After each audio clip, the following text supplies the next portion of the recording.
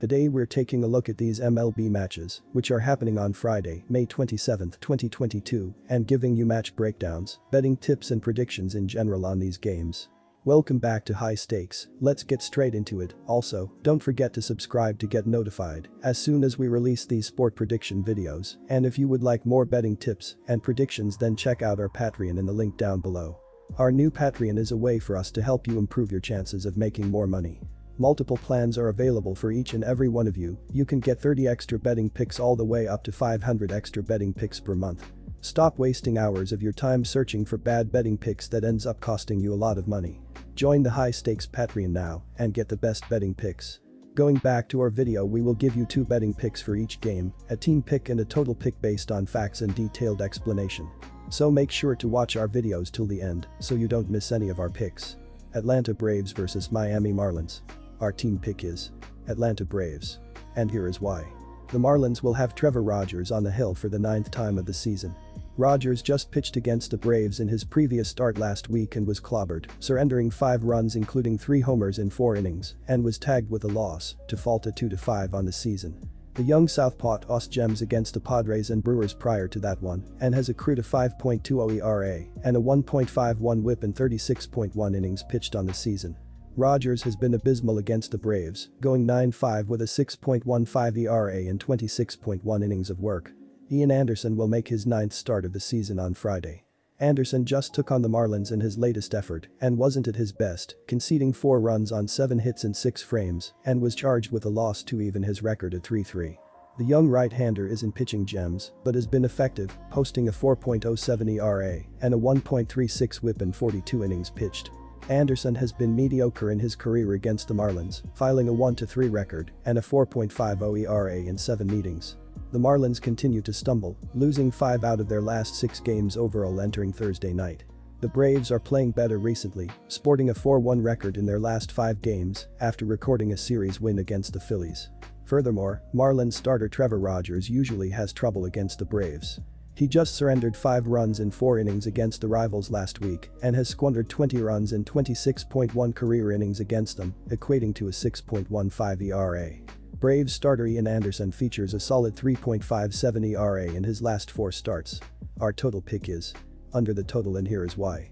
Both teams have been pitching well in the previous 30 days, as the Marlins are tied for 9th in the sport with a 3.42 team ERA during that span, while the Braves are 12th in MLB with a 3.69 team ERA. Both teams also have not done well at hitting for extra bases recently, as in the last 15 days, Atlanta is 15th in the sport with 179 total bases in that stretch, while Miami is 24th in baseball with 155 total bases. All in all, go with the under to hit here. Minnesota Twins vs Kansas City Royals. Our team pick is Minnesota Twins minus 1.5 runs. And here is why. The Kansas City Royals have not started this 2022 regular season how they would have liked, but they still have a long way to go. They have lost 6 straight games coming into this series. On the offensive side of the field, they are scoring 3.71 runs per game and hitting .235 as a team. This is the 24th least amount of runs scored per game and the 15th highest overall team batting average. They have shown that they can reach base safely, but they have struggled to drive in runs when they have runners in scoring position. Kansas City is also only averaging .78 home runs per game, which is the 26th lowest average in the MLB. They don't have as much home run power littered throughout their lineup as they thought, and this has hurt them on the offensive side of the field this season. Salvador Perez is also still on the injury report, as he is listed as out indefinitely. I would also expect the Royals to stay fairly aggressive once they have reached base safely. They have already stolen 26 bases this season, which is the 10th most in the league. They will try to move their runners into scoring position as quickly as they can. I would recommend watching for Andrew Benintendi at the plate in this one. He is currently hitting .327, which leads his team. He has been the most consistent hitter for the Royals this season. The Minnesota Twins have jumped out to a hot start this 2022 regular season, but they still have a long way to go. They are currently in 1st place in the AL Central. On the offensive side of the field, they are currently scoring 4.25 runs per game and hitting .243 as a team. This is the 15th most runs scored per game and the 11th highest overall team batting average. They have shown that they can consistently reach base, but they haven't been very aggressive on the base paths. Minnesota has only stolen 10 bases this season, which is the 28th least in the MLB. They trust their batting order to move their runners into scoring position, which has allowed them to bring in more runs to score. The Twins are also averaging 1.05 home runs per game, which is the 15th highest average in the league. They can change the game with one swing of the bat, as they have shown that they have multiple guys that can smoke the ball out of the park. They have also only stolen 10 bases this season, as they are a very unaggressive base running team. I would recommend watching for Byron Buxton at the plate in this one. He has already hit 11 home runs this season, which leads his team. The Minnesota Twins will be able to take care of business at home in the second game of this 3-game series. They are currently scoring the 15th most runs per game and hitting .243 as a team. This is the 11th highest overall team batting average, as they will reach base consistently and put themselves into scoring position. Brad Keller and the Royals' defense has struggled this season, and I don't see them slowing down the Twins' offense. They are allowing the 28th most runs per game and have the 27th highest overall team whip rating. The Twins will have a field day against this weak defense, and they will cover the run line spread, -1.5. The Royals will also struggle when they are on the offensive side of the field. They are scoring the 24th least amount of runs per game and won't be able to generate enough base runners to worry this Minnesota defense. The Twins are allowing the 6th least amount of runs per game, and Bailey Ober will do just enough to give his team the win. The Royals are one of the coldest teams in the league, as they have lost 6 straight games before coming into this series. Our total pick is over 7.5 runs. And here is why. The total has finished over in 32 of the last 51 games that Kansas City has played in Minnesota. The Royals have the next to last team ERA in baseball at 4.91, and the total has finished over in each of the Royals' last 5 games played on the road and in each of Kansas City's last 6 played at home. The total has finished over in 4 of the Twins' last 5 when Minnesota is favored. St. Louis Cardinals vs Milwaukee Brewers. Our team pick is Milwaukee Brewers for the win. And here is why.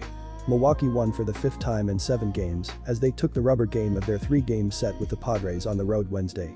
The Brewers entered Thursday holding a 3.5-game lead on the Cardinals in the race for the top spot in the NL Central.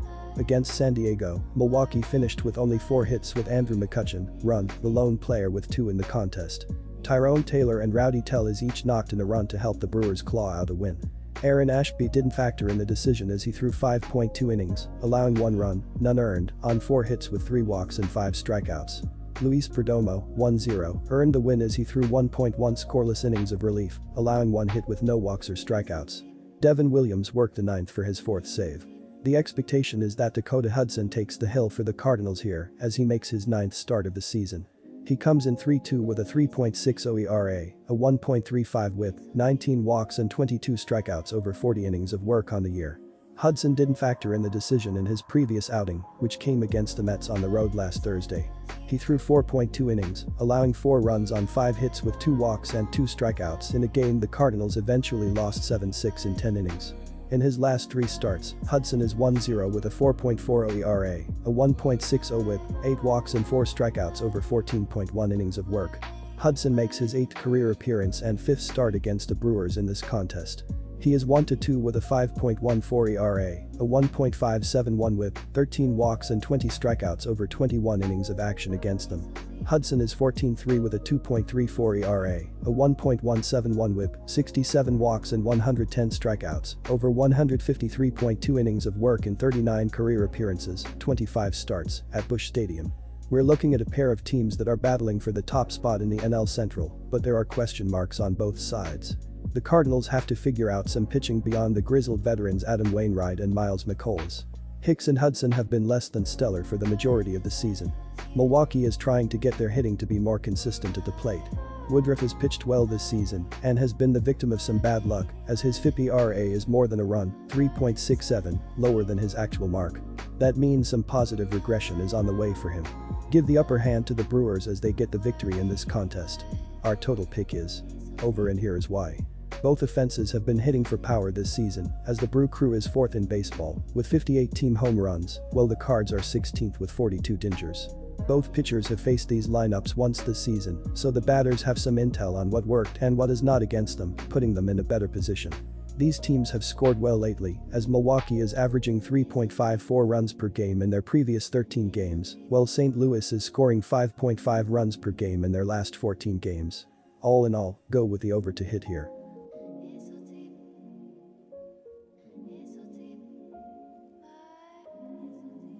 Disclaimer, no financial advice. The information on this channel is provided for education and informational purposes only, without any express or implied warranty of any kind, including warranties of accuracy, completeness, or fitness for any particular purpose. The information contained in or provided from or through this channel is not intended to be and does not constitute financial advice, investment advice, trading advice, or any other advice. The information on this channel and provided from or through this channel is general in nature and is not specific to you, the user, or anyone else. You should not make any decision, financial, investment, trading, or otherwise, based on any of the information presented on this channel without undertaking independent due diligence and consultation with a professional broker or financial advisory.